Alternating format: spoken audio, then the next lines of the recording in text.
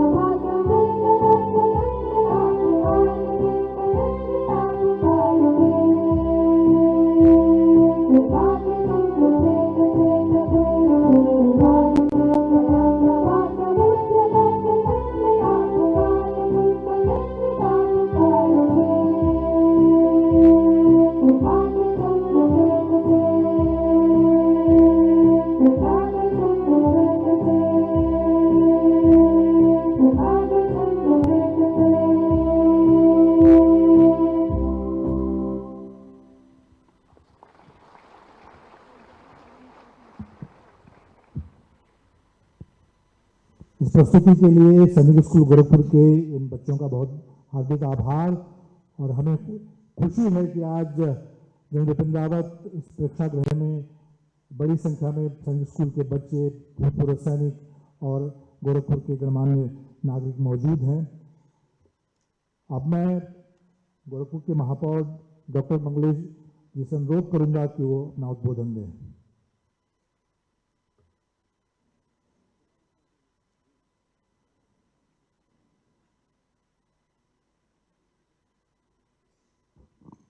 धन्यवाद महोदय। आज अदम्य साहस और शौर्य के प्रतीक जनरल बिपिन रावत, भारत के प्रथम CDS chief of defence staff Bipin Rawat ji की चौथी पुण्यतिथि के अवसर पर सबसे पहले मैं उनको अपने श्रद्धा सुमन अर्पित करता हूं और आज इस कार्यक्रम के मुख्य अतिथि के नाते हम सबके अभिभावक पूज्य योगी आदित्यनाथ जी महाराज, माननीय मुख्यमंत्री उत्तर प्रदेश सरकार, आपका मैं बहुत बहुत अभिनंदन, स्वागत और वंदन करता हूं इस कार्यक्रम में।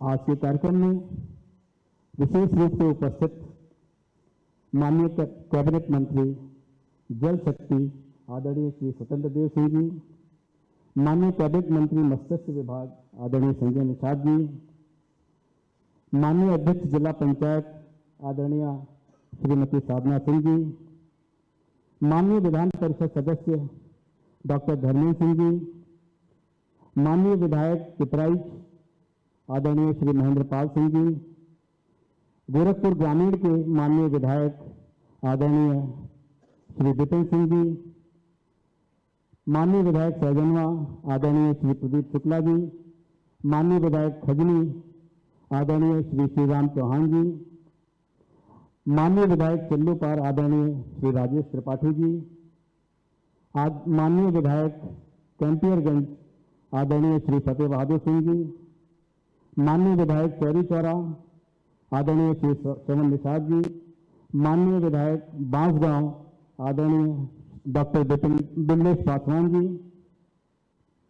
Lieutenant general Vikas Lakhera, lieutenant general Assam rifles, मैं आपका भी बहुत स्वागत करता हूं। सेवानिवृत्त air chief marshal RKS Bhadauria साहब, जो पूर्व प्रमुख भारतीय वायुसेना के हैं, मैं आपका स्वागत करता हूं। सेवानिवृत्त आदरणीय श्री राजेश भंडारी जी, एयर वाइस मार्शल साहब, और जनरल बिपिन रावत जी के परिवार के श्रीमती कृतिका रावत जी, श्री तारीजी रावत जी, आदरणीय श्री अंकित सिंह जी, आप सभी का इस कार्यक्रम में बहुत बहुत स्वागत है। माननीय उपाध्यक्ष राज्य महिला आयोग आदरणीय श्रीमती चारू चौधरी जी, भारतीय जनता पार्टी के जिलाध्यक्ष आदरणीय श्री जनार्दन तिवारी जी, गोरखपुर महानगर के संयोजक आदरणीय राजेश गुप्ता जी, इस विद्यालय के प्रधानाचार्य कर्नल DS चौहान साहब, आप सबका मैं इस कार्यक्रम में तहे दिल से बहुत बहुत स्वागत अभिनंदन करता हूं कि आप सभी ने अपना बहुमूल्य समय निकालकर इस कार्यक्रम में उपस्थित हुए। आपके साथ साथ इस सभागार में उपस्थित अन्य गणमान्य बंधुओं, सैनिक अधिकारियों और इस विद्यालय के यशस्वी छात्रों, मैं आप सबको बहुत बहुत प्रणाम निवेदित करता हूं। आज राम अवतार त्यागी जी की पंक्तियां मुझे याद आती हैं। तन समर्पित, मन समर्पित और यह जीवन समर्पित, चाहता हूं मातृभूमि और तुझे क्या मैं अर्पण करूं, और तुझे मैं क्या दूं। इसी भाव के साथ हमारे लेफ्टिनेंट जनरल आदरणीय बिपिन रावत जी की जिंदगी पूरी की पूरी इसी क्रम में प्रगति के पथ पर बढ़ती रही और उनके अदम्य साहस और शौर्य के नाते उन्होंने जीवन पर्यंत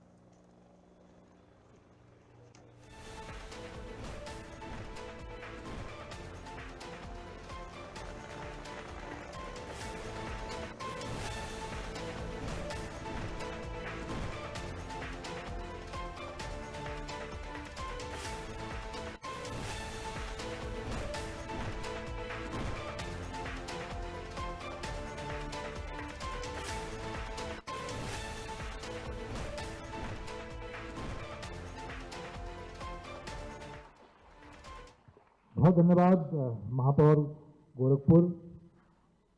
जनरल बिपिन रावत आज सशरीर हमारे बीच में नहीं है, लेकिन मुझे उम्मीद है कि वो देवलोक से जरूर इस कार्यक्रम को देख रहे होंगे। उन्होंने तीनों सेनाओं को जो नेतृत्व दिया, आज तीनों सेनाएं उस नेतृत्व से आगे बढ़ रही हैं। अब मैं मंच पर उपस्थित माननीय मुख्य अतिथि योगी आदित्यनाथ जी से अनुरोध करूंगा कि बिपिन रावत के जीवन पर आधारित एक पुस्तिका का अनावरण करेंगे।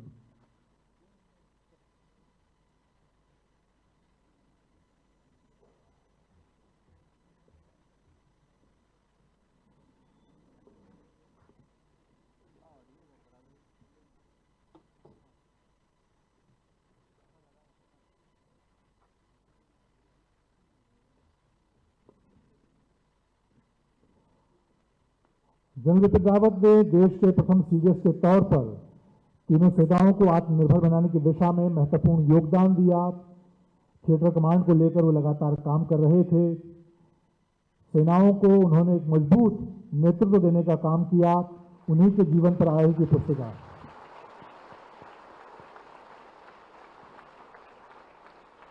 अब मैं अनुरोध करूंगा भारतीय वायुसेना के पूर्व प्रमुख air chief marshal RKS Bhadauria, जिन्होंने बहुत निकटता के साथ वायुसेना प्रमुख के तौर पर जनरल बिपिन रावत के साथ कार्य किया जब वो सीडीएस थे, और पिछले 4 सालों से air chief marshal RKS Bhadauria general Bipin Rawat memorial foundation of India की जिम्मेदारी भी संभाल रहे हैं।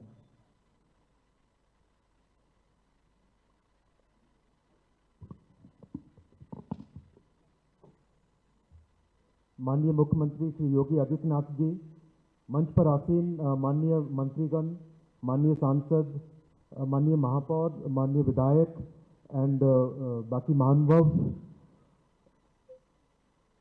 Lieutenant general Lakhera, general Rawat and Mrs Madhurika Rawat की दोनों daughters Kritika and Tarini, principal Sainik school Gorakhpur, उनके शिक्षकगण, सभी कैडेट्स, यहाँ उपस्थित सम्मानित अतिथिगण, मीडिया के सभी साथी, देवी और सज्जनों, सबको मेरा प्रणाम। आज हम सब एक अत्यंत प्रेरणादायी व्यक्तित्व, भारत के प्रथम chief of defence staff general Bipin Rawat की स्मृति में एकत्र हुए हैं। यह हमारे लिए गर्व और श्रद्धा का अवसर है कि सैनिक स्कूल गोरखपुर की इस पुण्य भूमि पर उनके सम्मान में इस ऑडिटोरियम का इनॉग्रेशन हुआ और उनकी प्रतिमा को अनावरण किया गया, जो आने वाले पीढ़ियों के लिए वीरता, अनुशासन और राष्ट्र प्रेम की प्रतीक बनी रहेगी। सबसे पहले मैं माननीय मुख्यमंत्री जी का हृदय से आभार प्रकट करना चाहता हूं कि उन्होंने अपने कर कमलों से जनरल रावत जी की प्रतिमा का अनावरण किया है, और ऐसा करके उन्होंने उनके अमर योगदान को एक बहुत ही उत्तम एंड बहुत उचित श्रद्धांजलि दी है। और हम आपके रियली आभारी हैं कि ये सब संभव हो सका आपके कारण। आपका यह कदम न केवल उत्तर प्रदेश की युवा पीढ़ी को प्रेरित करेगा, बल्कि राष्ट्र सेवा के प्रति नई ऊर्जा का संचार करेगा। मैं सैनिक स्कूल के प्रिंसिपल, सभी शिक्षकगण एंड सभी स्टूडेंट्स को भी धन्यवाद देता हूं, जिन्होंने ये प्रेरणादायी पहल द्वारा यह सुनिश्चित कर दिया है कि जनरल बिपिन रावत जी के आदर्श इस परिसर में सदैव जीवित रहेंगे।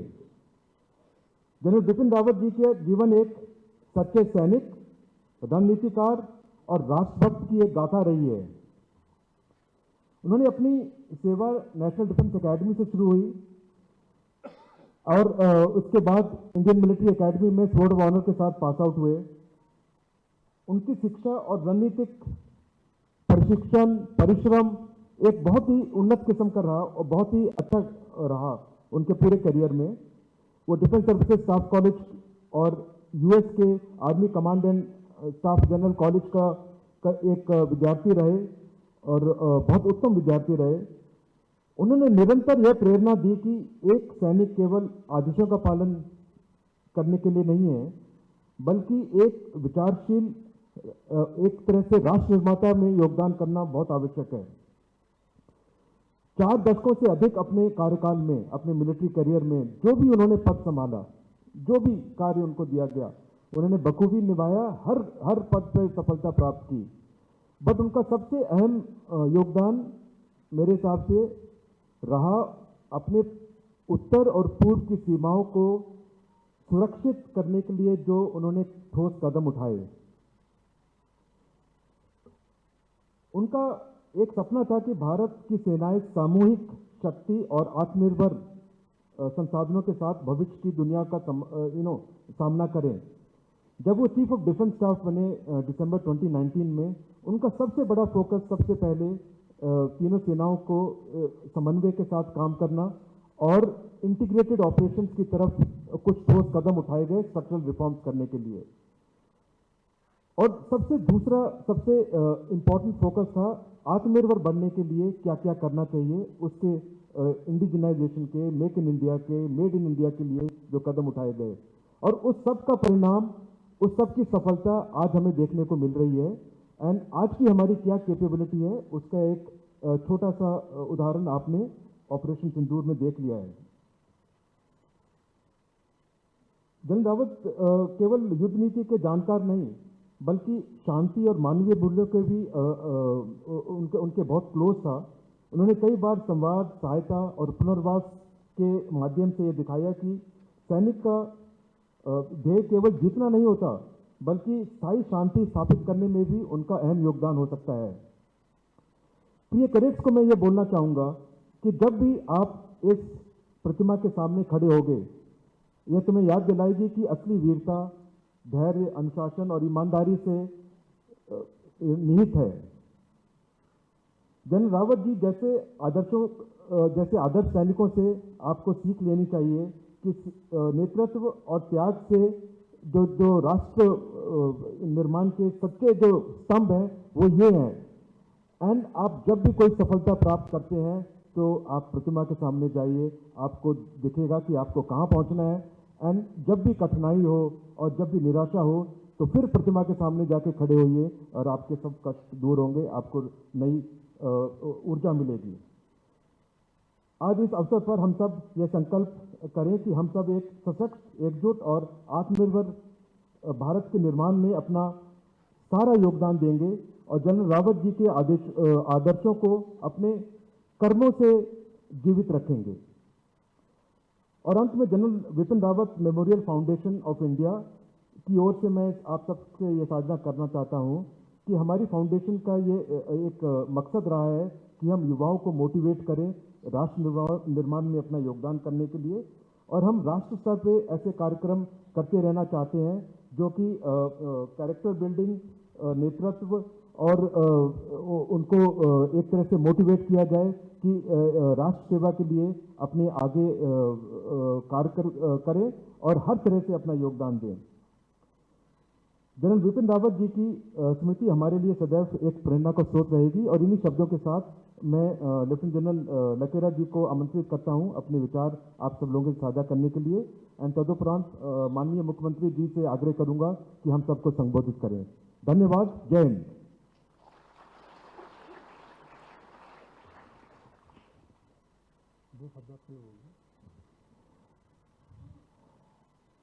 जनरल विकास लखेड़ा ने अपने करियर के दौरान जनरल विपिन रावत के साथ उनको काम करने का मौका मिला और इस वक्त वो असम राइफल की कमान संभाल रहे हैं। शिलांग से वो पहुंचे हैं, उनका हार्दिक अभिनंदन हम लोग करते हैं।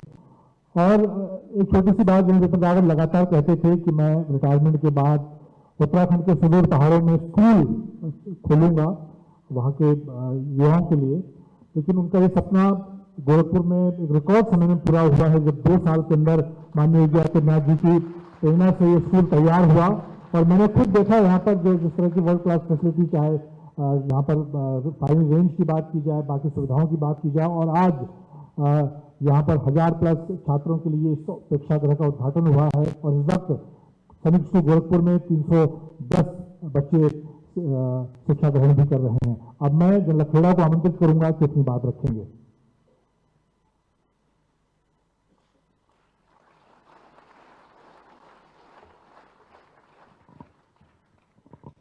सुप्रभात। जय हिंद। माननीय मुख्यमंत्री उत्तर प्रदेश श्री योगी आदित्यनाथ जी, उत्तर प्रदेश प्रशासन के मंत्रीगण, विधायकगण, एयर चीफ मार्शल भदौरिया साहब, air marshal Bhandari, general Rawat की दो सुपुत्रियां श्रीमती कृतिका और उनके पति अंकित सिंह जी और सुश्री तारिणी, इस सभाघर में उपस्थित अधिकारीगण,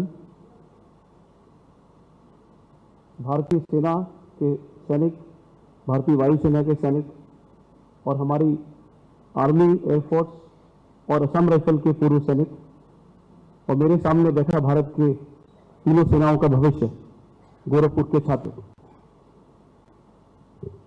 हम सब यहाँ एक ऐसे व्यक्ति को याद करने आए हैं जिनका योगदान भारतीय सशस्त्र सेनाओं की इतिहास में स्वर्ण अक्षरों से लिखा जाएगा। एक सैनिक परिवार में जन्मे, उनके पिता भारतीय सेना में लेफ्टिनेंट जनरल के पद से सम्मानित होकर रिटायर हुए। शिमला और देहरादून में पढ़ाई करके नेशनल डिफेंस एकेडमी खड़गवासला से लेकर इंडियन मिलिट्री एकेडमी देहरादून तक का उनका सफर, और भारतीय मिलिट्री एकेडमी में उनका जो प्रदर्शन था उसके कारण उनको सर्वोच्च सम्मान सॉर्ड ऑफ ऑनर, जिसको आप हिंदी में सम्मान की तलवार, जो भी किसी भी एक कैडेट को मिलता है वो उनको मिला। भारतीय सेना के दौरान उनका जो कमीशन 11 गुरखा राइफल में हुआ, अपनी यूनिट की कमांड करी, आरआर का सेक्टर कमांड किया, प्रति विद्रोहिता की लड़ाई जम्मू कश्मीर में थी। 19 इन्फेंट्री डिवीजन बारामूला, आप लोगों ने उड़ी की सर्जिकल स्ट्राइक के बारे में सुना होगा। 19 इन्फेंट्री डिवीजन वो डिवीजन है जो कि पाकिस्तान के साथ लगी हुई है, उसकी कमान संभाली। उसके बाद 3 कोर जो नागालैंड में दीमापुर स्थित एरिया में तैनात है और पूरे उत्तर पूर्व में इंडो म्यांमार बॉर्डर और चीन के साथ जो हमारा लाइन ऑफ कंट्रोल है उस पर तैनात है, उसकी कमान की।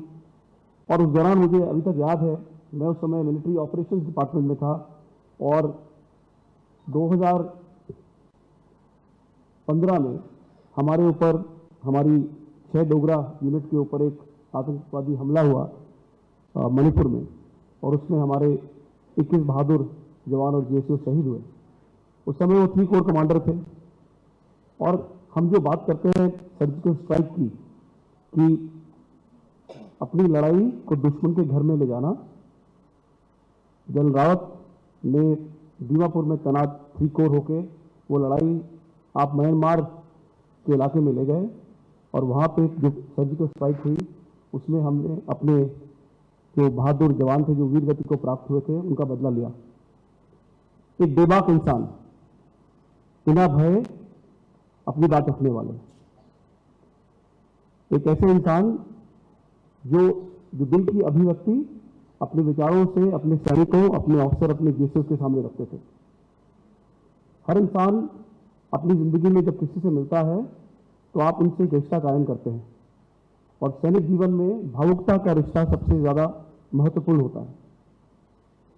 मैं जनरल रावत से कई साल पहले मिला था, जब वो कर्नल थे, उसके बाद वो ब्रिगेडियर बने, आर्मी क्वार्टर में ब्रांच में थे, और जब वो 19 डिव कमांड कर रहे थे कश्मीर में बारामूला में, तब मैं भारतीय उस समय सेना अध्यक्ष जनरल विक्रम सिंह जी के साथ था, और मैंने उनकी ब्रीफिंग सुनी थी सुदूर इलाके में हिंदुस्तान के पाकिस्तान बॉर्डर के ऊपर।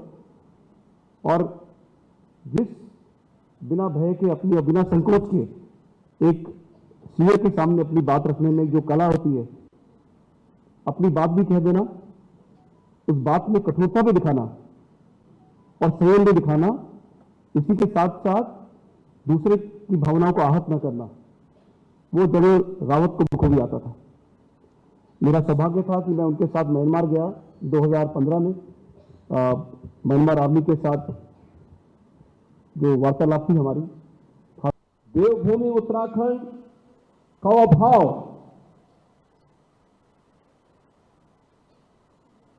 जो राष्ट्र के प्रति एक नई प्रेरणा देता है, वह उनके मन में सदैव रहती थी और वह अन्यों के लिए प्रेरणा बनती थी। भारत माता के ऐसे महान योद्धा को स्मरण करना हर भारतवासी का दायित्व होना चाहिए और उनकी स्मृति को सैनिक स्कूल के माध्यम से हम आगे बढ़ा सकें, इस उद्देश्य से आज उनकी प्रतिमा और उनकी स्मृति में बने हुए सभागार के लोकार्पण कार्यक्रम के अवसर पर मुझे उनको स्मरण करने, उनकी स्मृतियों को नमन करने का यह अवसर प्राप्त हुआ है। मैं इसके लिए सैनिक स्कूल परिवार के साथ ही फाउंडेशन को भी हृदय से धन्यवाद देता हूं।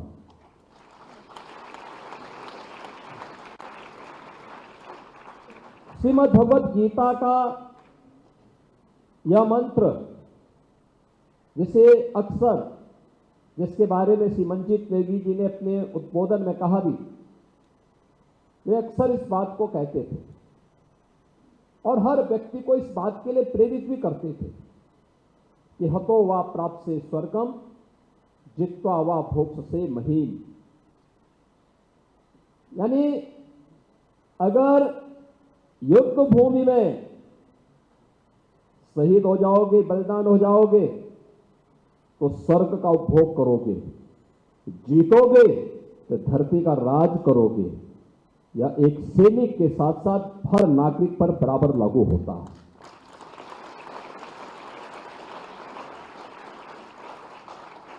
याद करना, प्रधानमंत्री मोदी जी ने देश की आजादी के अमृत महोत्सव वर्ष में